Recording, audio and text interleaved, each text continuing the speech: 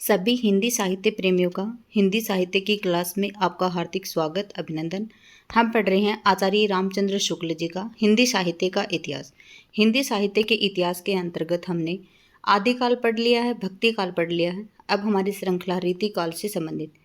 रीतिकाल के अंतर्गत हमने प्रकरण 1 में सामान्य परिचय पढ़ा है। रीतिकाल के अंतर्गत ही हमने प्रकरण 2 में रीति ग्रंथकार पढ़ रहे हैं। ठीक है, अभी हमारी प्रकरण 2 चल रहा है और उसमें है रीति ग्रंथकार कवि। हमने 31 कवि तक पढ़ लिया। 31वां कवि पढ़ा था हमने दुल्लह, जिसकी रचना थी कवि कुल कंठा भरण। ठीक है, जो अलंकार से संबंधित ग्रंथ है। अब हम पढ़ रहे हैं कुमारमणि भट्ट। चलिए देखते हैं। कुमारमणि भट्ट, इनका कुछ वृत्त ज्ञात नहीं है। इनका कोई भी वृत्त ज्ञात नहीं है। इन्होंने संवत 1803 के लगभग रसिक रसाल नामक एक बहुत अच्छा रीति ग्रंथ बनाया। ग्रंथ में इन्होंने अपने को हरिवल्लभ का पुत्र कहा है। ग्रंथ क्या है इनका? रसिक रसाल, और उसमें इन्होंने अपने आप को हरिवल्लभ का पुत्र कहा है। शिव सिंह ने इन्हें गोकुलवासी कहा है। शिव सिंह ने इन्हें क्या कहा है? गोकुलवासी कहा है। इनका एक सवैया है, देखिए। गावे वधु मधुरे सुर गीतन, प्रीतम संग ने बाहिर आई। ये पंक्ति आप स्वयं पढ़ेंगे। ये पद्य है इनका, एक सवैया है इनका। शंभुनाथ मिश्र, 33 नंबर पे है शंभुनाथ मिश्र। इस नाम के कई कवि हुए हैं, जिनमें से एक संवत 1806 में, दूसरे 1867 में और तीसरे 1901 में हुए हैं। इनका प्रथम उल्लेख दिया गया है। ठीक है, यहाँ प्रथम का उल्लेख दिया गया है, जिन्होंने रस कल्लोल, रस तरंगिणी और अलंकार दीपक नामक 3 रीति ग्रंथ बनाए हैं। इनके 3 ग्रंथ कौन से हैं? रस कल्लोल है, रस तरंगिणी है और अलंकार दीपक है। ये असोथर जिला फतेहपुर के राजा भगवंत राय खिची के यहाँ रहते थे। अलंकार दीपक में अधिकतर दोहे हैं, कवित्त सवैया कम है। उदाहरण, श्रृंगार वर्णन में अधिक प्रयुक्त न होकर आश्रयदाता के यश में, प्रताप वर्णन में अधिक प्रयुक्त है। एक कवित्त इनका दिया गया है, ये इनका कवित्त है। इसको आप स्वयं से पढ़ेंगे। ठीक है, ये भी इनका कवित्त है जो आप स्वयं से पढ़ेंगे। शिव सहाय दास, ये जयपुर के रहने वाले थे। इन्होंने संवत 1809 में शिव चौपाई और लोकोक्ति रस कौमुदी 2 ग्रंथ बनाए।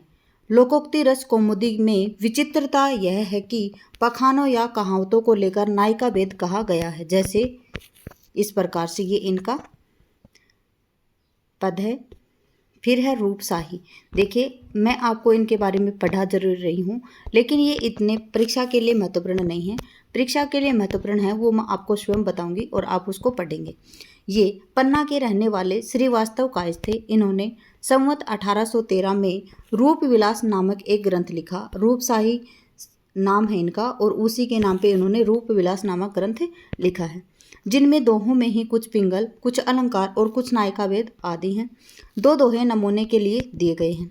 कौन सा है? जगमगाती सारी जरी, झलमल भूषण ज्योति, भरी दोपहरी तिया की भेंट पियासो होती। ठीक है, ये पंक्तियां हैं इनकी। फिर क्या है? लालन बेगी चलो न क्यों, बिना तिहारे बाल, मार मरोरनी सो मरती, कही करिए परसी निहाल। फिर उसके बाद में है ऋषिनाथ। 36 नंबर के कवि है ऋषिनाथ। ये असनी में रहने वाले बंदीजन प्रसिद्ध कवि ठाकुर के पिता और सेवक के प्रपितामह थे। काशीराज के दीवान सदानंद और रघुवर कायस्थ के आश्रय में इन्होंने अलंकार मणि मंजरी नाम की एक अच्छी पुस्तक बनाई, जिसमें दोहों की संख्या अधिक है, यद्यपि बीच बीच में धनाक्षरी और छपे भी आते हैं।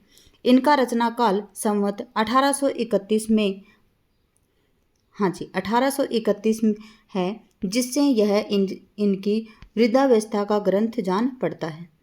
इनका कविता काल संवत 1790 से 1831 तक माना जाता है। कविता ये अच्छी करते थे। एक कवित इनका दिया गया, किसका? ऋषिनाथ का ये कवित है। ये भी इतने महत्वपूर्ण नहीं है। आगे है बेरीसाल। ये असनी के रहने वाले ब्रह्माभट्ट थे। ठीक है, इनके वंशधर अब तक असनी में हैं। इन्होंने भाषाभरण नामक एक अच्छा अलंकार ग्रंथ संवत 1825 में बनाया, जिसमें प्राय दोहे ही हैं। दोहे बहुत सरस हैं और अलंकारों के अच्छे उदाहरण प्रस्तुत करते हैं। ये दोहे उद्धृत किए गए हैं। नहीं कुरंग नहीं ससक यह, नहीं कलंक नहीं पंक, 20 बिसे बिरहा दही, गढ़ी दिठी ससी अंक। फिर आगे है दत्त। ये माड़ी जिला कानपुर के रहने वाले ब्राह्मण थे और चरखारी के महाराज खुमान सिंह के दरबार में रहते थे। इनका कविता काल संवत 1830 माना जा सकता है। इन्होंने लालित्य लता नाम से एक अलंकार की पुस्तक लिखी है, जिससे ये बहुत अच्छे कवि जान पड़ते हैं। एक सवैया है इनका इस प्रकार से, आप इसको स्वयं पढ़ेंगे। आगे है 39 नंबर के रतन कवि। इनका वृत्त कुछ ज्ञात नहीं है। शिव सिंह ने इनका जन्मकाल संवत 1798 में लिखा है। इन्होंने इनका कविता काल संवत 1830 के आसपास माना जा सकता है। ये श्रीनगर गढ़वाल के राजा फतेह शाही के यहाँ रहते थे। उन्हीं के नाम से फतेह भूषण नामक एक अच्छा अलंकार ग्रंथ इन्होंने बनाया। इसमें लक्षण, व्यंजना, काव्य भेद, ध्वनि, रस, दोष आदि का विस्तृत वर्णन है। उदाहरण में श्रृंगार के ही पद्य न रखकर इन्होंने अपने राजा की प्रशंसा के कवित्व भी बहुत रखे हैं। संवत 1827 में इन्होंने अलंकार दर्पण लिखा। इनका निरूपण भी विशुद्ध है और उदाहरण भी बहुत ही मनोहर और सरस है। ये एक उत्तम श्रेणी के कुशल कवि थे, इसमें संदेह नहीं है। कुछ नमूने लीजिए इनके। देखिए, बैरिन की बहिनी को भीषण निषाद निगाद रवि, आप स्वयं इसको पढ़ेंगे। कागज के कोरवारे भारे अनियारे नैन। ठीक है, आगे है, ये पंक्तियां हैं इनकी। ठीक, आगे है नाथ हरिनाथ। ये काशी के रहने वाले, नाथ जिसे हरिनाथ भी कहते हैं, ये काशी के रहने वाले गुजराती ब्राह्मण थे। इन्होंने संवत 1826 में अलंकार दर्पण नामक एक छोटा सा ग्रंथ बनाया। ठीक है, जिसमें एक एक पद्य के भीतर कई कई उदाहरण हैं। इनका क्रम औरों से विलक्षण है। ये पहले अनेक दोहों में बहुत से लक्षण कहते गए हैं, फिर एक साथ सबके उदाहरण कविता आदि में देते गए हैं। कविता साधारणतः अच्छी है। एक दोहा इनका इस प्रकार से है। तरनी लस्ती प्रकाश दे, मालती लस्ती सुबास, गोरस गोरस देत नहीं, गोरस चाहती हुलास। आगे है मनीराम मिश्र। ये कन्नौज निवासी इच्छाराम मिश्र के पुत्र थे। इन्होंने संवत 1829 में छंद छपनी और आनंद मंगल नाम की 2 पुस्तकें लिखी हैं। आनंद मंगल भागवत 10वें स्कंद का पद्य में अनुवाद है। छंद छपनी छंद शास्त्र का बड़ा ही अनूठा ग्रंथ है।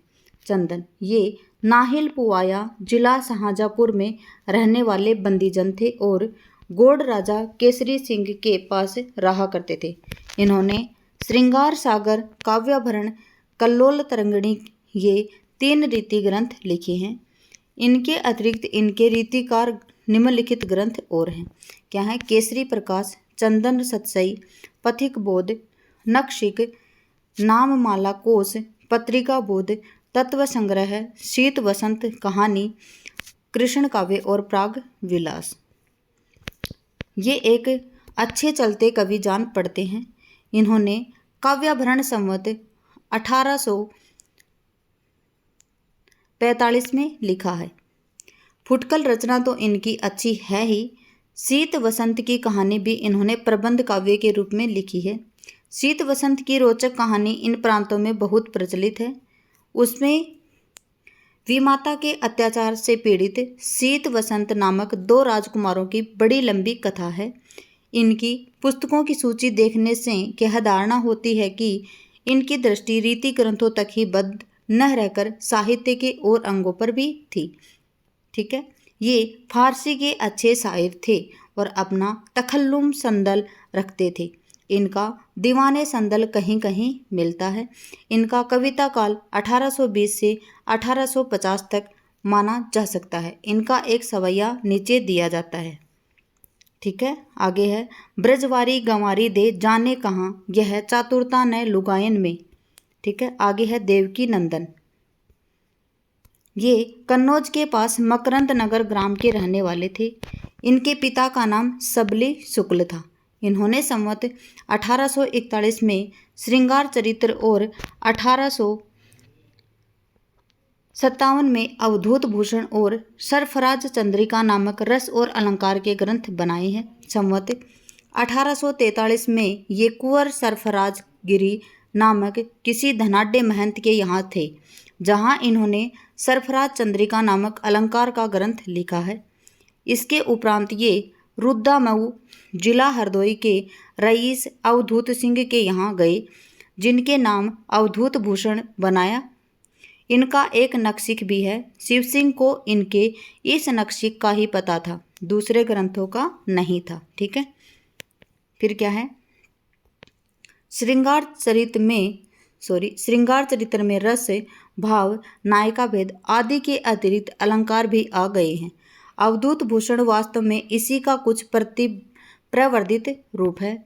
इनकी भाषा मंजी हुई और भाव प्रौढ़ है। बुद्धि वैभव भी इनकी रचना में पाया जाता है। कहीं कहीं कूट भी इन्होंने कहे हैं। कला वैचित्र्य की ओर अधिक झुकी हुई होने पर इनकी कविता में लालित्य और माधुर्य पूरा है। 2 कवित नीचे दिए गए हैं, ये इनके हैं कवित, आप इसको स्वयं पढ़ेंगे। ठीक है। आगे है महाराज राम सिंह, ये नरवलगढ़ के राजा थे। इन्होंने रस और अलंकार पर 3 ग्रंथ लिखे हैं। अलंकार दर्पण, रस निवास संवत 1839 में, रस विनोद 1860 में, अलंकार दर्पण दोहों में है। नायिका भेद भी अच्छा है। ये एक अच्छे और प्रवीण कवि हैं। उदाहरण इनका इस प्रकार से है, देखिए ये इनका उदाहरण है, सोहत सुंदर श्याम सिर मुकुट मनोहर जोर। ठीक है, ये आप स्वयं पढ़ेंगे। आगे आते हैं आपके भान कवि। इनके पूरे नाम तक का पता नहीं। इन्होंने संवत 1845 में नरेंद्र भूषण नामक अलंकार का एक ग्रंथ बनाया, जिसमें केवल इतना ही पता लगता है कि ये राजा जोरावर सिंह के पुत्र थे और राजा रणजोर बुंदेले के यहाँ रहते थे। इन्होंने अलंकारों के उदाहरण श्रृंगार रस के प्राय बराबर ही वीर, भयानक, अद्भुत आदि रसों में रखे हैं। इससे इनके ग्रंथ में कुछ नवीनता अवश्य दिखाई पड़ती है, जो श्रृंगार के सैकड़ों वर्ष के शिष्ट पेषण से उबे हुए पाठक को विराम सा देता है। इनकी कविता में भूषण किसी फड़क और प्रसिद्ध श्रृंगारियों किसी तन्मयता और मधुरता तो नहीं है, पर रचना प्राय पुष्ट और परिमार्जित है। 2 कवित इस प्रकार से दिए गए हैं। देखिए ये कवि महत्वपूर्ण तो नहीं है, लेकिन मुझे तो रामचंद्र शुक्ल जी का जो हिंदी साहित्य का इतिहास है वो तो कंप्लीट पढ़ाना ही है, तो मैं इनको छोड़ नहीं सकती हूँ। ठीक है, अगर आपको नहीं पढ़ना हो तो आगे मतलब वीडियो को निकाल के अगले कवि आप पढ़ सकते हैं, जो इम्पोर्टेंट होगा वो मैं आपको बता दूंगी। देखिए ये इनके कवित हैं एक, और दूसरा ये कवित है। अभी हमने पढ़ा था भान कवि, अब हम पढ़ेंगे थान कवि। ये चंदन बंदी जन के भांजे थे। किसके थे? जो चंदन बंदी जन हैं उनके भांजे थे, और डांडिया खेरे जिला रायबरेली में रहते थे। इनका पूरा नाम थान राय था। इनके पिता निहाल राय, पितामह महासिंह और प्रपितामह लाल राय थे। इन्होंने संवत 1848 में दलेल प्रकाश नामक एक रीति ग्रंथ चढ़रा बैसवारा के रईस दलेल सिंह के नाम पर बनाया था। इस ग्रंथ में विषयों का कोई क्रम नहीं है। इसमें गण विचार, रस, भाव, भेद, गुण दोष आदि का कुछ निरूपण है, और कहीं कहीं अलंकारों के कुछ लक्षण आदि भी दे दिए गए हैं। कहीं कहीं राग रागनियों के नाम आए हैं तो उनके भी लक्षण कह दिए गए हैं। पुराने टीकाकारों की सी गति है। अंत में चित्र काव्य भी रखे हैं। सारांश यह है कि इन्होंने कोई नवीन पूर्ण ग्रंथ बनाने के उद्देश्य से इसे नहीं लिखा था। अनेक विषयों में अपनी निपुणता का प्रमाण सा इन्होंने उपस्थित किया है। ये इसमें सफल हुए हैं। यह अवश्य कहना पड़ता है, जो विषय लिया है उस पर उत्तम कोटि की रचना की है। भाषा में दिखाई नहीं दे रहा है, भाषा में संकुचितता और लालित्य है। ये नहीं दिखा रहे। ह्रस्व वर्णों को मधुर योजना इन्होंने बड़ी सुंदर की है। यदि अपने ग्रंथ को इन्होंने भानुमति का पिटारा न बनाया होता तो एक ढंग बातें होती तो इनकी एक ढंग या क्या पता नहीं बातें होती तो इनके बड़े कवियों की सी ख्याति होती, इसमें संदेह नहीं है। इनकी रचना के 2 नमूने इस प्रकार से हैं, ये नमूने आप स्वयं ही पढ़ेंगे। आगे है बेनी बंदी जन। ये बेंती जिला रायबरेली के रहने वाले थे और अवध के प्रसिद्ध कबीर महाराज टिकैत राय के आश्रय में रहते थे। उन्हीं के नाम पर इन्होंने टिकैत राय प्रकाश नामक अलंकार ग्रंथ संवत 1849 में बनाया था। अपने दूसरे ग्रंथ रस विलास में इन्होंने रस निरूपण किया है, पर ये अपने इन दोनों ग्रंथों के कारण इतने प्रसिद्ध नहीं हैं जितने अपने भड़ोओं के लिए। इनके भड़ोओं का एक संग्रह भड़ोआ संग्रह के नाम से भारत जीवन प्रेस द्वारा प्रकाशित हो चुका है। भड़ोआ हास्य रस के अंतर्गत आता है। इसमें किसी भी उपहासपूर्ण निंदा रहती है। यह प्राय सब देशों में साहित्य का एक अंग रहा है। जैसे फारसी और उर्दू की शायरी, ये हजों का एक विशेष स्थान है, वैसे ही अंग्रेजी में सटायर का, ठीक है, किस प्रकार से है, हजों का एक विशेष स्थान रहा है, वैसे ही अंग्रेजी में किसका रहा है, सटायर का रहा है। पूर्वी साहित्य में उपहास काव्य के लक्ष्य अधिकतर कंजूस, अमीर और आश्रयदाता ही रहे हैं, और यूरोपीय साहित्य में समसामयिक कवि और लेखक। इससे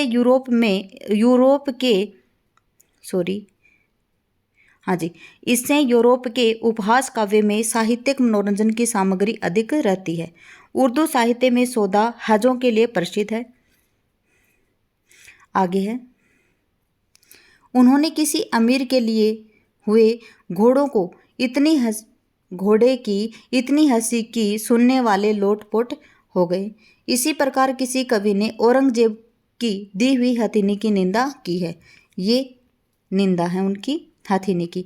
इस पद्धति के अनुयायी बेनी जी ने भी कहीं बुरी रजाई पाई तो उसकी निंदा की, कहीं छोटे आम पाए तो उसकी भी निंदा जी खोलकर कर दी। पर जिस प्रकार उर्दू के शायर कभी कभी दूसरे कवि पर भी छिटा दे दिया करते हैं, उसी प्रकार बेनी जी ने भी लखनऊ के ललक दास महंत, इन्होंने सत्योपाख्यान नामक एक ग्रंथ लिखा। इसमें राम कथा बड़े विस्तार से चौपाइयों में कही है। इन्होंने क्या किया है कि लखनऊ के जो ललक दास महंत हैं, महंत पर कुछ कृपा की है। जैसे बाजे बाजे ऐसे डलमऊ में बसत जैसे मऊ के जुलाहे, लखनऊ के ललक दास। इनका टिकैत प्रकाश संवत 1849 में और रसविलास संवत 1874 में बना है। अतः इनका कविता काल संवत 1849 से 1880 तक माना जा सकता है। इनकी कविता के कुछ नमूने नीचे दिए गए हैं। अली डसे अधर सुगंध पाए आनन को, ये पंक्तियां हैं। और फिर ये अलग से अगला इनका पद है, ये और है इनका, चिट्टी की चलावे को मसा को मुख आपू जाए। फिर है बेनी परवीन। देखिए बेनी परवीन के बारे में पढ़ेंगे। बेनी परवीन ये लखनऊ के वाजपेयी थे और लखनऊ के बादशाह गाजी उद्दीन हैदर के दीवान राजा दया कृष्ण कायस्थ के पुत्र नवल कृष्ण उर्फ ललन जी के आश्रय में रहते थे। ठीक है, बेनी परवीन क्या थे, लखनऊ के वाजपेयी थे। लखनऊ के बादशाह जो कौन थे, गाजी उद्दीन हैदर के दीवान। लखनऊ के बादशाह कौन थे, गाजी उद्दीन हैदर, और उसके दीवान राजा कौन थे, दया कृष्ण कायस्थ के पुत्र नवल कृष्ण उर्फ ललन जी के आश्रय में ये रहते थे, जिनकी आज्ञा से संवत 1874 में इन्होंने नव रस तरंग नामक ग्रंथ बनाया। इसके पहले श्रृंगार भूषण नामक एक ग्रंथ ये बना चुके थे। ये कुछ दिन के लिए महाराज नाना राव के पास बिठूर भी गए थे और उनके नाम पर नाना राव प्रकाश नामक अलंकार का एक बड़ा ग्रंथ कवि प्रिया के ढंग पर लिखा था। खेद है इनका कोई ग्रंथ अब तक प्रकाशित नहीं हुआ। इनके फुटकल कवित्त तो इधर उधर बहुत कुछ संग्रहित और उद्धृत मिलते हैं। कहते हैं कि बेनी बंदीजन भड़ोआ वाले से इनसे एक बार कुछ बात हुआ था, जिससे प्रसन्न होकर उन्होंने इन्हें प्रवीण की उपाधि दी थी। पीछे से रुग्ण होकर ये सपत्नीक आबू चले गए और कहीं इनका शरीरपात हुआ और इन्हें कोई पुत्र न था। इनका नवरस तरंग बहुत ही मनोहर ग्रंथ है। उसमें नायिका भेद के उपरांत रस भेद और भाव भेद का संक्षेप में निरूपण हुआ है। उदाहरण और रसों के भी दिए गए हैं, पर रीति काल के रस संबंधी और ग्रंथों की भांति यह श्रृंगार का ही ग्रंथ है। इसमें नायिका भेद के अंतर्गत प्रेम क्रीड़ा की बहुत सी सुंदर कल्पनाएं भरी पड़ी हैं। भाषा इनकी बहुत साफ सुथरी और चलती है, बहुतों की भाषा की तरह लट्टू नहीं है। ऋतुओं के वर्णन भी उद्दीपन की दृष्टि से जहाँ तक रमणीय हो सकते हैं किए हैं, जिनमें प्रथानुसार भोग विलास को सामग्री भी बहुत कुछ आ गई है। अभिसारिका आदि कुछ नायिकाओं के वर्णन बड़े ही सरस हैं। ये ब्रजभाषा के मतीराम ऐसे कवियों के समकक्ष हैं और कहीं कहीं तो भाषा और भाव के माधुर्य में पद्माकर तक से टक्कर लेते हैं। जान पड़ता है श्रृंगार के लिए सवैया ये विशेष उपयुक्त समझते थे। कविता के कुछ नमूने उद्धृत किए जाते हैं। देखिए, ये इनके कविता के कुछ नमूने हैं, आप ये स्वयं से पढ़ेंगे, इतने खास जरूरी हैं भी नहीं ये। आगे है जसवंत सिंह द्वितीय। जसवंत सिंह द्वितीय ये बघेल क्षत्रिय और टेरवा, जो कि कन्नौज के पास है, वहाँ के राजा थे और बड़े विद्या प्रेमी थे। इनके पुस्तकालय में संस्कृत और भाषा के बहुत से ग्रंथ हैं। इनका कविता काल संवत 1846 अनुमान किया जाता है। इन्होंने 2 ग्रंथ लिखे हैं, एक सलीहोत्र और दूसरा श्रृंगार शिरोमणि।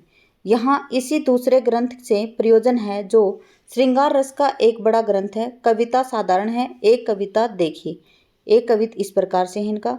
आगे है यशोदानंद। ये कवित आप देख लेंगे स्वयं, ठीक है। यशोदानंद के बारे में क्या है, इनका कुछ वृत्त ज्ञात नहीं है। यशोदानंद का क्या है, कुछ वृत्त इनका ज्ञात नहीं है। शिव सिंह सरोज में इनका जन्म संवत 1828 लिखा पाया है। इनका एक छोटा सा ग्रंथ बरवे नायिका भेद ही मिलता है, जो निसंदेह अनूठा और रहीम वाले से अच्छा नहीं तो उसकी टक्कर का ही है। इसमें 9 बरवा संस्कृत में और 43 ठेठ अवधी भाषा में है। अत्यंत मृदु और कोमल भाव अत्यंत सरल और स्वाभाविक रीति से व्यंजित हैं। भावुकता ही कवि के प्रधान विभूति है। इस दृष्टि से इनकी एक छोटी सी रचना बहुत सी बड़ी बड़ी रचनाओं से मूल्य में बहुत अधिक है। कवियों की श्रेणी में निसंदेह उच्च स्थान के अधिकारी हैं। इनके बरवे के नमूने इस प्रकार से हैं, ठीक है। ये संस्कृत में है और ये किस में है, भाषा। फिर है करण कवि। देखिए, ये षटकुल कान्य कुब्जों के अंतर्गत पांडे थे और छत्रसाल के वंशधर पन्ना नरेश महाराज हिंदूपति की सभा में रहते थे। इनका कविता काल संवत 1860 के लगभग माना जा सकता है। इन्होंने साहित्य रस और रस कल्लोल नामक 2 रीति ग्रंथ लिखे हैं। साहित्य रस में इन्होंने लक्षणा, व्यंजना, ध्वनि भेद, रस भेद, गुण दोष आदि काव्य के प्राय सभी विषयों का विस्तार से वर्णन किया है। इस दृष्टि से यह एक उत्तम रीति ग्रंथ है। कविता भी इनकी सरस और मनोहर है। इससे इनका एक सुविज्ञ कवि होना सिद्ध होता है। किसका, करण कवि का। इनका एक कवित्त इस प्रकार से है, देखिए, ये कवित्त है इनका यहाँ तक और अगला कवित्त है इनका ये वाला, ठीक है। आगे है गुरदीन पांडे। इनके संबंध में कुछ ज्ञात नहीं है। इन्होंने संवत 1860 में बाग मनोहर नामक एक बहुत ही बड़ा रीति ग्रंथ कवि प्रिया की शैली पर बनाया है, ठीक है। कवि प्रिया में इसमें विशेषता यह है कि इसमें पिंगल भी आ गया है। इस एक ही ग्रंथ में पिंगल, रस, अलंकार, गुण, दोष, शब्द शक्ति आदि सब कुछ अध्ययन के लिए रख दिया गया है। इससे यह साहित्य का एक सर्वांगपूर्ण ग्रंथ कहा जा सकता है। इसमें हर प्रकार के छंद हैं। संस्कृत के वर्णवृत्तों में बड़ी सुंदर रचना है। यह अत्यंत रोचक और उपादेय ग्रंथ है। जो इसके कुछ पद इस प्रकार से: मुख शशि शशि धुन कलाधरे की मुक्तागन जावक में भरे। ठीक है, आगे है ब्रह्मादत्त। ये ब्राह्मण थे और काशी नरेश महाराज उदित नारायण सिंह के छोटे भाई बाबू द्वीप नारायण के आश्रित थे। इन्होंने संवत 1860 में विद्वत दिलास और 1865 में दीप प्रकाश नामक एक अच्छा अलंकार ग्रंथ बनाया था। इनकी रचना सरस और परिमार्जित है। आश्रयदाता की प्रशंसा में यह कवित्त देखिए। ठीक है, ये इनका कवित्त है। आगे देखते हैं पद्माकर भट्ट। पहले देखते हैं टाइम, 26 मिनट हो चुके हैं। पद्माकर भट्ट के बारे में आगे देखते हैं।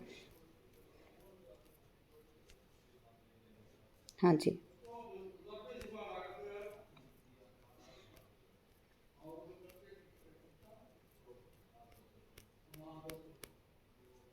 देखिए पद्माकर भट्ट से आगे हम करेंगे अगली क्लास में। ठीक है, क्लास में बने रहने के लिए आपका धन्यवाद। आपका दिन शुभ रहे। जय हिंद, जय भारत, जय जवान, जय किसान।